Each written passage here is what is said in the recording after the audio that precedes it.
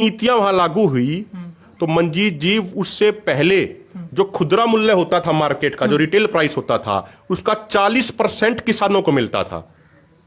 और जैसे ये नीतियां अमेरिका यूरोप में लागू हुई तो रिटेल प्राइस का, खुदरा मूल्य का मात्र 15% वहां के किसानों को मिलता है।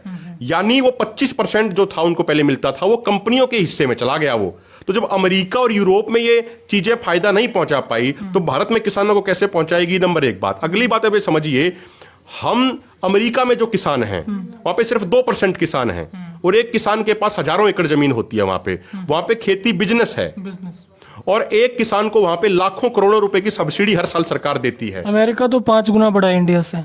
बड़ा भी है। और आप देखिए अभी जो उन्होंने अपने जो उनके सीनेट है उसमें लेके आए, अमेरिका ने ये कहा कि वो अगले 4 साल के लिए $810 बिलियन की सब्सिडी अपने किसानों को डायरेक्ट कैश सब्सिडी दे रहा है। $1 बिलियन में मैं आपके व्यूअर्स को समझा दूं, हजारों लोग हरियाणा में आपको सुनते हैं, $1 बिलियन में हो गए 7,500 करोड़ रुपया।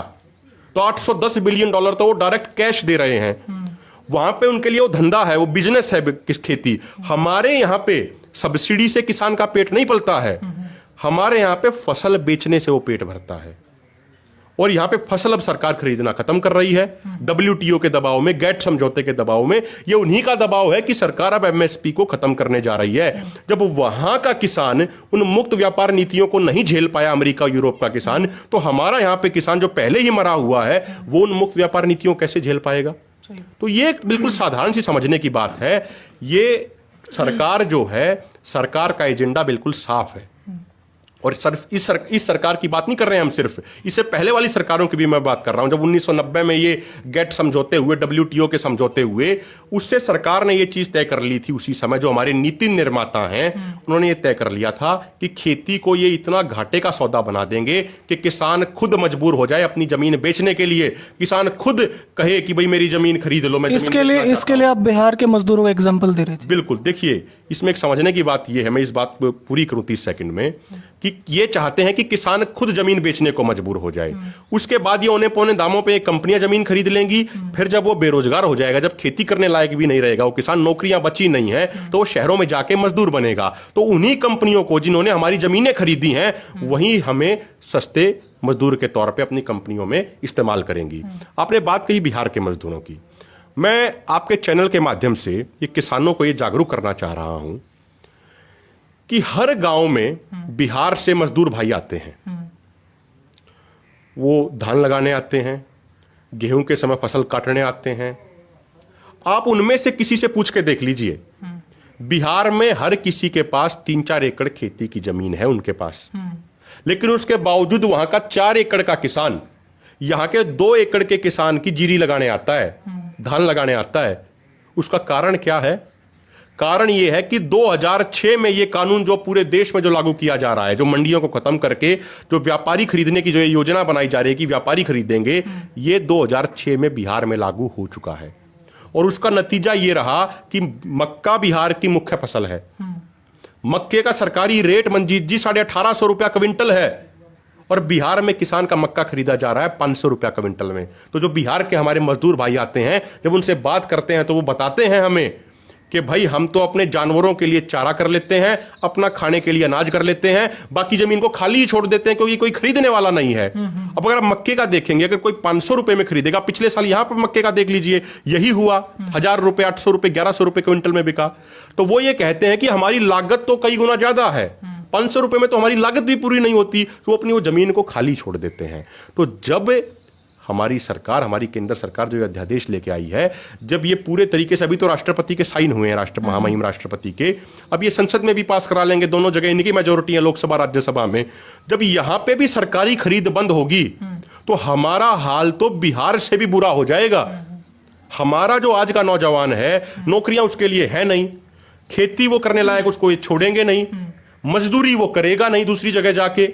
अब देखिए बिहार के मजदूर भाई आते हैं, कोई खेत में किसी कोठड़े पे सोता है रात को, वहां इतने मोटे मोटे मच्छर होते हैं, तो हमारे नौजवान ये दूसरे राज्य में जाके मजदूरी भी नहीं कर पाएंगे। ये तो ये करेंगे क्या? इनकी आत्महत्या होंगी इनकी। जैसे महाराष्ट्र में मामले आते हैं कि विदर्भ में 50 किसानों ने आत्महत्या कर ली, 100 किसानों ने इस महीने आत्महत्या कर ली। इसी तरीके से हरियाणा की भी तस्वीर हो जाएगी।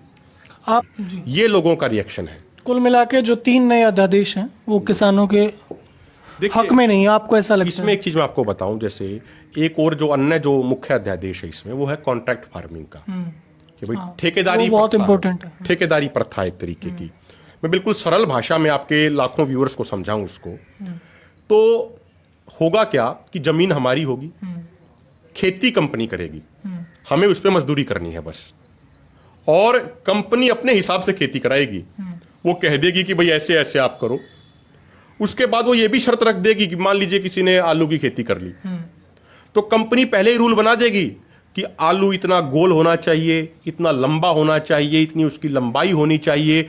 अगर वो उसके सारे मापदंडों को पूरा करेगा तो ही कंपनी खरीदेगी, नहीं तो कंपनी नहीं खरीदेगी। आप एक बात बताइए, किसान मेहनत करता है, वो धरती के अंदर वो बीज बो सकता है, वो मेहनत कर सकता है वहां पे, लेकिन अब वो आलू गोल होगा या लंबा होगा ये तो किसी के हाथ में भी नहीं है। ये तो कंपनी बाद में खरीदेगी नहीं। यही हुआ पिछले साल गुजरात में। हमारा संविधान कहता है कि बीज के ऊपर अधिकार किसान का है। तो जब किसी किसान ने अपनी आलू की खेती की तो पेप्सिको कंपनी ने किसानों के ऊपर 4 करोड़ का मुकदमा कर दिया था गुजरात में। अब आप 10 दिन पहले की घटना है ये, राजस्थान के जैसलमेर में कंपनी ने किसानों से एग्रीमेंट किया कि भाई हम आपकी जमीन ले लेते हैं 50 साल की लीज पे, और 1 साल के 1 एकड़ के देंगे 9400 रुपए। और उसमें सरकार ने, उसमें कंपनी ने, माफ कीजिएगा, कंपनी ने उसमें एक कंडीशन लगा दी, अंग्रेजी में एग्रीमेंट किया है ताकि किसान को समझ ना आए, और उस एग्रीमेंट में लिख दिया कि कंपनी जब चाहे एग्रीमेंट तोड़ सकती है लेकिन किसान नहीं तोड़ सकता।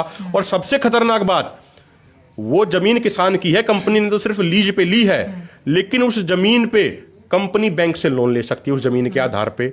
मान लीजिए वो कंपनी कल को भाग गई तो बैंक तो हमारी जमीन छीन लेगा, बैंक तो हमारे जमीन की कुर्की कर लेगा, तो किसान कहां जाएगा। तो कुल मिला के जो ये कॉन्ट्रैक्ट फार्मिंग है, ये एक तरीके से बंधुआ मजदूर बनाने का कानून है जैसे पहले होता था।